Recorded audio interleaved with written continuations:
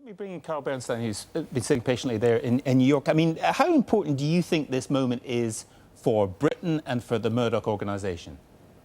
I think this is a huge event in the history of the West and particularly the English-speaking world. What we saw today is really evidence of the sad tale of what has happened to modern Great Britain and how one man has been able to capture the political system, the media, and the cops of a great nation over a generation or two. It's absolutely appalling. And the one thing I think that the Earl is right about is certainly that people are now on to what this has been about, which is a semi-criminal press at the bottom, the sewer level of journalism, as opposed to very decent institutions in the British press as in the American press. But we're now talking about the sewer, and the terrible thing about this is that the British public has lapped it up, just as much of the American public has lapped up this kind of tabloid journalism, though not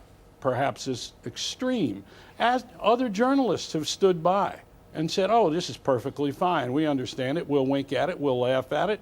It's kind of funny.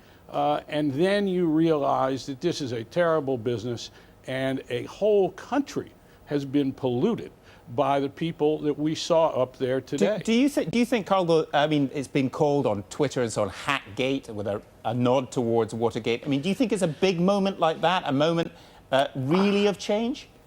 Well, for almost 40 years that I have winced every time the Murdoch press particularly has appended a gate to something else. And then the other day in Newsweek magazine and for the Daily Beast, I wrote a piece with a headline on it saying Murdoch's Watergate ? And there are many similarities Such as? Between what happened. Well, first of all, it is about the corruption of an institution, just as Nixon corrupted his White House, his administration.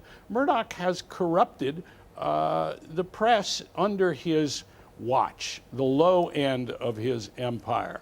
And now we're looking for a smoking gun, just as we were in Watergate. We don't need a smoking gun to know what kind of aura existed at News of the World and other publications. Right. And also, I think there is something that this is not just about Murdoch's papers, because as Murdoch went deeper into the gutter in terms of the lowest descending common denominator in journalism with his publications, others followed suit, just as they did in this country when the New York Post started to go down. Let me put it to Will Self. I mean, do you see this as a Watergate moment, a huge moment of change because it is so...